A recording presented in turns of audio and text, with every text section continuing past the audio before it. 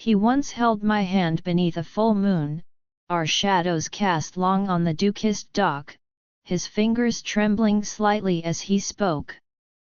I will protect you. Always. At the time, I believed him. Nathan Reed was everything a girl like me was told to want. Tall, composed, brilliant, a neurosurgeon with quiet confidence and a hint of mystery, like the stormy sea right before it breaks. With soft blue eyes that reminded me of glacier lakes and a smile that could melt doubt, he had disarmed me from the start. We met in the hospital where I worked as a medical researcher.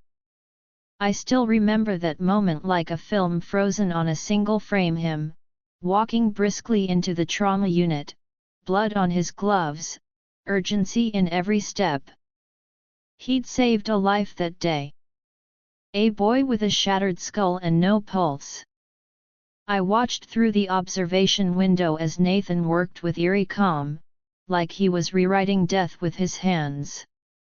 I was mesmerized. Drawn. Maybe even foolishly enchanted. When he approached me weeks later, coffee in one hand, surgical notes in the other, and said, "You look like you need caffeine and someone to talk to," I laughed, surprised by his charm. I didn't hesitate. I should have. Our relationship escalated like a drug, sweet at first, euphoric even. Intense weekend getaways where we made love until the sunrise crept through hotel curtains. Nights where we lay tangled in each other, whispering philosophy and childhood dreams. I found tulips on my desk after bad meetings. Voice notes of encouragement when my project failed. He called me his calm, his anchor. He said the world was noise and I was silence. I fell hard. 3 months later, we were on a lakeside dock in Vermont, fireflies blinking in the humid summer air, and he knelt before me with a vintage ring, his grandmother's. I remember the slight hitch in his breath as he asked, "Will you be the constant in my chaos?" I cried into his chest that night, believing I had found forever. But love, I would learn, doesn't always come wrapped in safety. 6 months after that moonlit promise, Nathan handed me a porcelain bowl. "It's just a herbal mix," he said, his voice soft. "You've been tired. This will help you sleep better." I took it because I loved him. Because trust had become instinct. The bitter taste made my throat close. It clung to my tongue like ash. I grimaced, but he only smiled, brushing a strand of hair from my face. "Good girl," he whispered, kissing my forehead. And in that moment, in the subtle weight of those 2 words, something deep inside me stirred. A shiver. A whisper of something wrong. But I told myself I was imagining it. I didn't know then that this was the beginning of the end. At first, it was little things. An alarm I didn't remember turning off. A forgotten lunch sitting in the microwave long after dinner. A conversation I swore I'd had but Nathan claimed never happened. "You're just stressed," he said, pouring me another cup of herbal tea. "The crash, the funding cut, your body's still catching up." He was right, wasn't he? My research project, the one I'd spent 3 years building, had just been shut down due to misallocated resources. The grant evaporated. My team was reassigned. I was left jobless, humiliated, untethered. Nathan, ever the hero, offered to take care of me. At first, it felt like love. He cooked. He cleaned. He rubbed my temples when my headaches flared. He ran me warm baths and read aloud from old novels while I lay curled on the couch. I should have felt safe. Instead, I felt like bird in a beautiful cage. Then the symptoms worsened. I'd wake up at noon with no memory of falling asleep. I would stare at a kettle, forgetting why I was holding it. My hands trembled when I poured tea. Sometimes I'd look in the mirror and not recognize my own face. Worse still were the dreams, warped and murky. Always the same, me falling through endless black water, someone whispering, "Just sleep, sweetheart. Just sleep." That was when I started keeping a journal. I used an old psychology textbook, hollowed out the center, and slipped in a thin notebook. Every entry began the same way: trust no one. I scribbled my symptoms, dates, things Nathan said. I wrote down dreams. I tried to remember my crash. The memory came back in pieces. Rain. My phone lighting up with a message. A sharp curve. Headlights. Then nothing. Just a blur of sirens, silence, and pain. Nathan told me I'd swerved off the road and hit a guardrail. I had a mild concussion. The hospital discharged me the same night due to my high anxiety, and Nathan had taken me home himself. They said you needed peace, he explained. And I agreed. But if that was true, why hadn't anyone come to visit? My best friend Maya? My colleague Raj? I told them you needed space, he said again. They respected that. One night, I checked my phone only to find dozens of contacts mysteriously deleted. We did a factory reset when it crashed, remember, he said. But I didn't remember. Each evening, he brought me a steaming bowl of that bitter herbal medicine. Always at 8 p.m., always warm. Always with the same words: drink it all. It'll help. One night, I didn't. I poured it into the soil of the indoor plant by the window. By morning, the leaves had turned black, curling inward like claws. That's when the fear finally anchored itself in my chest. Not panic. Not a scream. Just a still, hollow dread that settled beneath my skin. Something was wrong. And Nathan knew it. It was a Thursday when I decided to search. Nathan had kissed me goodbye, like always, soft lips against my temple, one hand lingering too long on my waist. He was headed for a 16-hour shift, leaving me alone in the quiet house with only the ticking grandfather clock and my unease for company. As soon as the front door clicked shut, I moved. I started with his study. The room was spotless, obsessively organized, like everything in Nathan's life. A leather-bound planner sat on his desk. Locked drawers. Files alphabetized.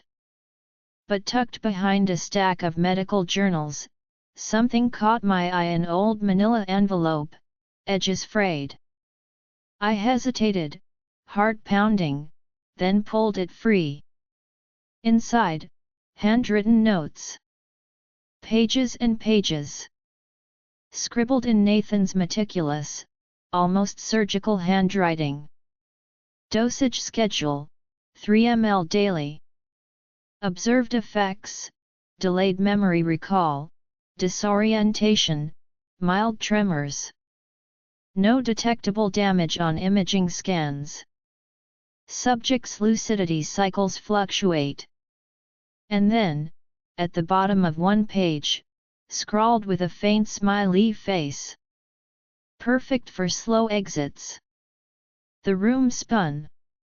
I dropped the envelope, my breath jagged. I stumbled back, bile rising in my throat. It couldn't be real. I didn't want it to be real. But it was. I pulled myself together barely and turned to his laptop. It was password protected. I tried my birthday. Then his. It opened. A mistake on his part. A gift from fate. His inbox was full of messages, most from a name I didn't recognize, Dr. Lang. Subject: Human Trials 208B Compound. Progress is promising. Subject remains unaware. Data clean. Keep dosage consistent. Attachments included lab reports, scans, charts. Everything carefully labeled and chillingly clinical. Not Emily. Not fiancé. Just subject. A number. A project. The man who once kissed every scar on my wrist had reduced me to data. My hands shook as I screen captured everything. I sent the files to the only person I still trusted, Sophie Lane, an ER nurse I hadn't spoken to in months. Within seconds, my phone lit up. Sophie, where the hell are you? I thought you were dead. That night, I didn't sleep. Instead, I waited until 3 a.m., slipped on sneakers and a coat, and stepped outside for the first time in what felt like forever. The air was sharp and cold, like reality cutting through a fog. I walked 2 blocks in the dark, my lungs burning with freedom. My limbs tingled like they were remembering how to be mine again.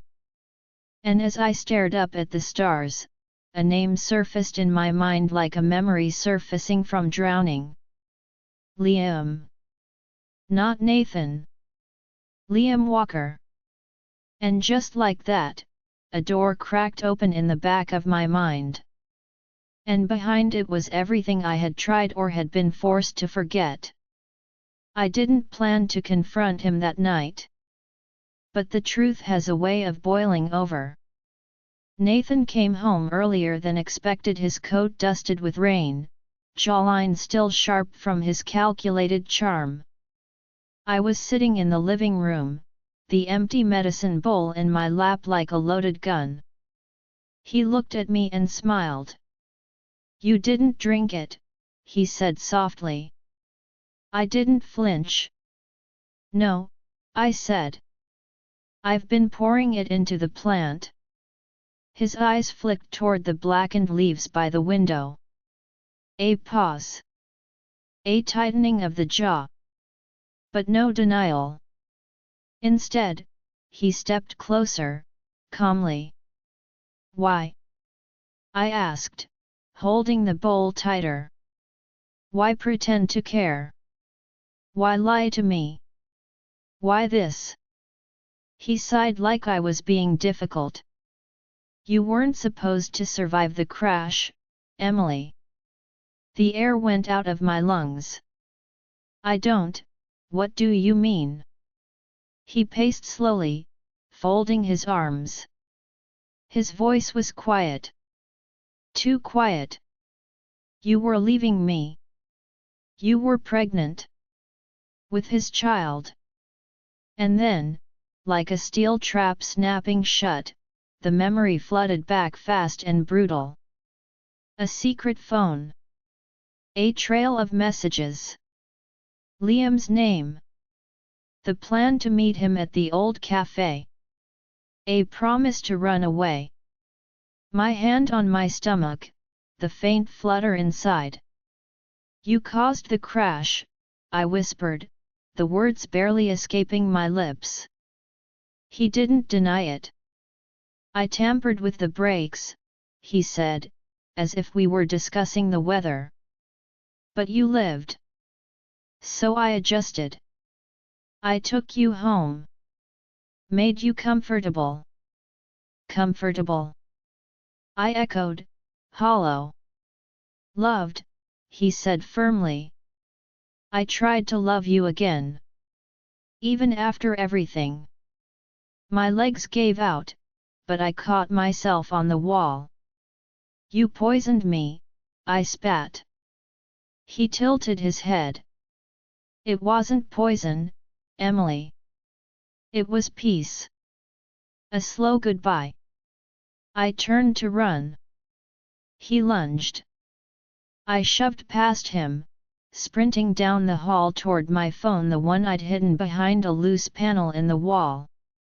My fingers fumbled as I tried to dial Sophie.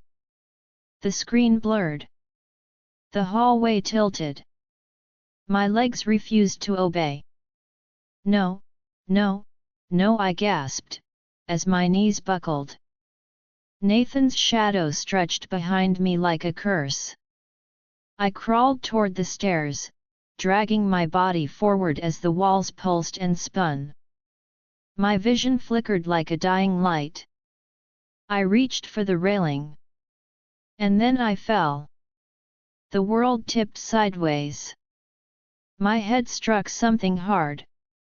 The last thing I saw was the staircase swallowing me whole and the sound of Nathan whispering something I couldn't make out. Then darkness. Not sleep. Not peace. Just the cold, smothering dark. I hovered in the dark. A strange space between breath and oblivion, weightless, cold, suspended. Then, a voice cut through the fog. Emily? Emily, can you hear me? Not Nathan. Sophie. Her voice cracked like a lifeline through my chest. I followed it, clawing upward.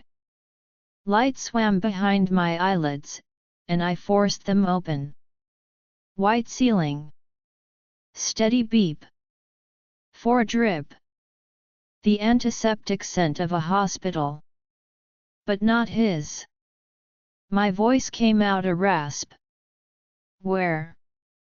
Sophie leaned over me, tears brimming in her exhausted eyes. You're safe, she said, gripping my hand. You're in a real hospital. I got you out. I blinked slowly. He. Nathan. She nodded, fierce and trembling. I know. Sophie told me everything. When I sent her the files, she acted fast. Switched the medicine with saline. Convinced a colleague in internal medicine to intervene.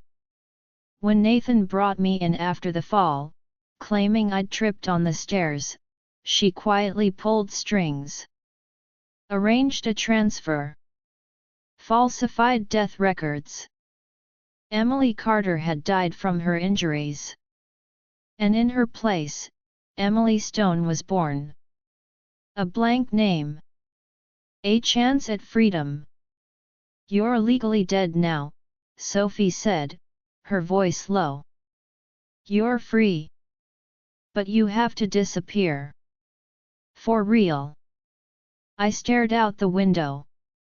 Trees blurred past in my hospital room. Somewhere in the distance, life was moving on.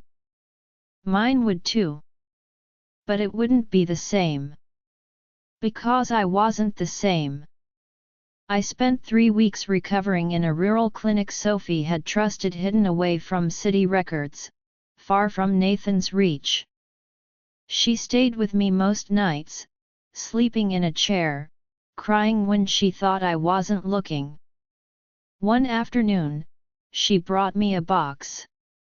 Inside, hair dye, new clothes, glasses I didn't need but would change my face. And cash. Quietly saved, hidden in an envelope. Start over, she said. Live a life he never touched. I left the clinic with trembling legs and a new identity. Emily Stone. No history. No trace. I chose Oregon. A town nestled between forest and sea, sleepy, full of bookstores and fresh baked bread. The kind of place where no one asked questions. I bought a tiny cottage with pale blue shutters and a garden full of weeds. I learned how to prune roses, how to fix a broken heater, how to paint a wall without crying. And I opened a little cafe at the corner of Maple Street. Second chapter.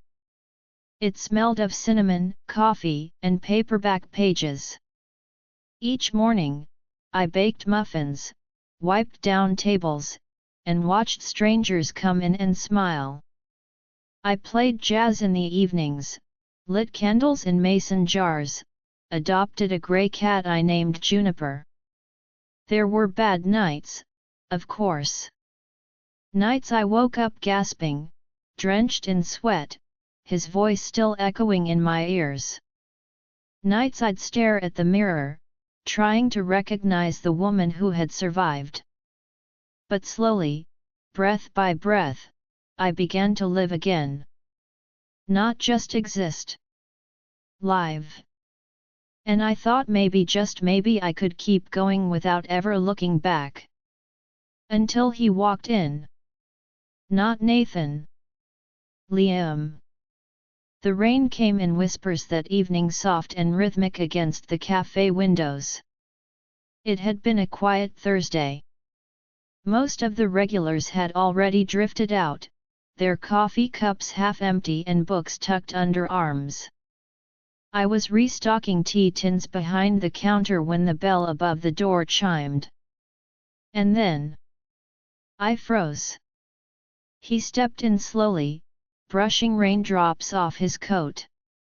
Dark jeans, a worn satchel over his shoulder, tired eyes that carried the weight of years. Liam Walker. The man I had once promised to run away with. The one who had never known I survived. My fingers curled around the tin so tightly it almost slipped. He didn't recognize me. Of course not. I had changed, shorter hair, different glasses, the name Emily Stone printed on the chalkboard menu behind me. To him, I was just a barista in a sleepy Oregon town. He scanned the shelves. I watched him from behind the counter, pulse thudding in my throat. I shouldn't have spoken. I should have walked into the back room and hidden until he left. But something in me, the part that still remembered our plan to leave, the hand I'd rested over my belly that day, couldn't let him walk away. So I did something reckless. I scribbled a note on a napkin, just a single sentence in handwriting I hadn't used in 2 years. The world didn't end. It just turned a page. And I slipped it under his coffee cup as I handed it over. He paused, puzzled. He read it once, then again. Then his entire body stilled. His eyes flicked up to mine. Emily. The name hung in the air like thunder. I nodded. Tears welled in his eyes before I even felt my own fall. We didn't talk right away. At first, we just walked. Along misty roads, beneath leafless trees. Like ghosts caught in each other's gravity. He told me he'd searched for me through hospitals, police reports, online forums. Everyone told him I was dead. But he hadn't believed it. I saw your texts, he said. You were on your way to meet me. I was, I whispered. He knew. Liam's jaw tightened, but he didn't press. He didn't ask for every detail, not yet. He just reached for my hand, and I let him. We spent weeks like that. He came in every morning for coffee, sometimes bringing flowers or stories from the road. He was a journalist now, specializing in medical ethics, irony in its sharpest form. His latest case? A disgraced surgeon suspected of patient experimentation. On the run. Missing since spring. Nathan Reed. "You're still in danger," he said one night. "He knows someone helped you. He might come looking." I nodded. I knew that. Every time the bell above the door rang unexpectedly, I felt it like a cold splash down my spine. But Liam never pushed me to run again. Instead, he brought calm. He painted a mural on the café's back wall, a tree growing from the pages of an open book, its roots winding into words like healing, truth, and hope. He cooked for me on nights I forgot to eat. He showed me pictures of his sister's kids. He asked nothing, expected nothing. And slowly, I let myself imagine again. A future with laughter that didn't echo like pain. A home where love wasn't a threat. A life not borrowed but mine. I started writing again. Not research papers. Not reports. But poems. Memories. Fragments of emotion I hadn't let myself feel. One I titled, "What if love is still possible?" Even in this quiet new life, Nathan's shadow lingered like the aftertaste of poison. Some nights, I'd wake to the sound of breaking glass, imagined, of course. Just a dream. But my heart would race anyway, and I'd pad barefoot through the cafe with a flashlight, juniper curling at my ankles, as if guarding me from ghosts. Liam saw it in my eyes, the quiet flinch whenever someone new entered the shop, the way I locked the doors twice at night, checked the back window 3 times. "You don't have to be scared forever," he told me gently one morning, sliding a newspaper across the table. A woman had come forward. A former intern who had worked under Nathan 2 years ago. She'd collapsed during her rotation, fatigue, confusion, near liver failure. No one had believed her. But now, she had proof. Her toxicology reports. Witnesses. An anonymous email tip from someone calling themselves Subject 312. Me. It was time. Liam and I began compiling everything, the screenshots I had stolen, the notes, the prescription schedule Sophie had copied, the patient list we found in Nathan's files. Liam added research of his own, tracing funds, uncovering silent payoffs to families who had lost loved ones during simple procedures. Together, we built a case. A story so horrifying it could no longer be ignored. We shared it anonymously with a contact of Liam's from a major investigative podcast. They fact-checked every detail. When the first episode aired, it caused a storm. More victims came forward. Patients. Nurses.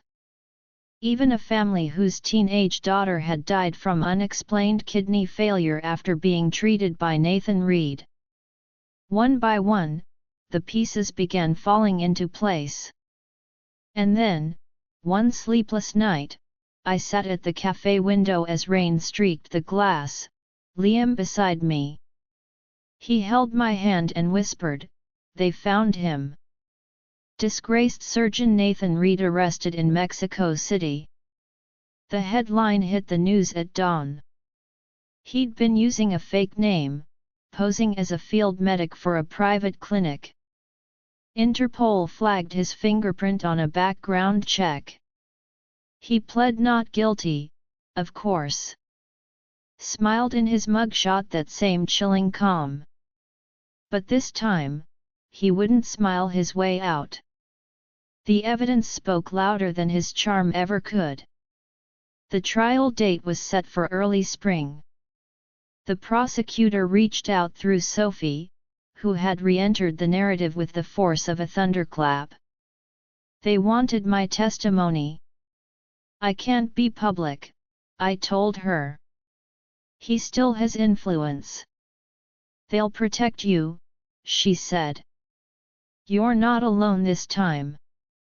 So I testified via video link. The screen was blank on my end, but I could hear the rustle of people in the courtroom. I kept my voice steady as I told my story, not as a victim, but as a witness. A survivor. Liam sat beside me the entire time, his hand resting gently on my back. When it was over, I didn't cry. I just exhaled. For the first time in 2 years, I wasn't looking over my shoulder. I was still standing. Spring came slowly that year, as if the earth itself was exhaling after a long, silent winter. The jasmine vines on the side of the cafe began to bloom, tiny white flowers unfurling like promises. I spent hours outside, tending to the garden I'd once planted without hope, rows of herbs, wild flowers, and sun-warmed soil where something new had quietly taken root. One morning, with the trial behind us and the world suddenly still, I stood barefoot in the garden, holding a small velvet pouch. Inside it was the porcelain bowl. The one Nathan had used for the herbal poison, delicate, bone-white, and rimmed in fading blue. Sophie had saved it, kept it as evidence, until the case was closed. Now, it was mine again. I knelt in the soft earth near the jasmine trellis and began to dig. The sun warmed the back of my neck as my hands turned over soil. A few feet away, Juniper the cat batted lazily at a ladybug, blissfully unaware of the meaning behind this ritual. When the hole was deep enough, I placed the bowl inside. I didn't cry. I thought I would, but all I felt was release. I covered it gently, pressing the earth down. Then I buried a handful of jasmine seeds above it, whispering to the wind. Let something beautiful grow from what tried to destroy me. Behind me, Liam's footsteps crunched along the path. You okay? He asked, voice low and steady. I turned and smiled, not the practiced smile of survival, but something real. Soft. More than okay. He reached into his pocket and knelt beside me, brushing dirt from his knees. His eyes never left mine. I used to dream of this, he said. Not the garden. Just, you. Alive. Safe. He opened a small box. A simple ring rested inside. Rose gold. A tiny sapphire in the center, nothing flashy, just a quiet echo of spring skies. I won't promise to protect you from everything, Liam said. But I promise to face it all with you. My breath caught, but my heart didn't race like it used to. It beat steady. Clear. Certain. I don't need a savior, I whispered. I just need a partner. And that's exactly what he was. He slid the ring on my finger, and it fit like it had been waiting for me all along. That night, we danced barefoot in the garden. The cafe was closed, but the fairy lights strung along the trellis glowed gold. Jazz hummed softly from the speakers inside, slow, tender, like the heart of a lullaby. I rested my head on Liam's shoulder, and he held me like I was the final page of a story he had waited years to finish. His kiss was slow. Deep. Not hungry but reverent. Like he wasn't just kissing my lips, but every broken piece I had hidden away. And this time, I let him see all of me. The girl who had trusted the wrong man. The woman who had died in the eyes of the world. The soul who had chosen to live anyway. I was no longer a shadow. No longer someone's experiment. No longer just a survivor. I was Emily Stone. Alive. Reborn. Loved. And this time, love didn't come with poison. It came with lavender tea. Dusty books. Rainy mornings and flower-dusted cheeks. It came with laughter and music and hands that never trembled when they touched me. It came with a garden where jasmine bloomed white as moonlight, soft as forgiveness. This was my second chapter. And I was finally ready to write the rest.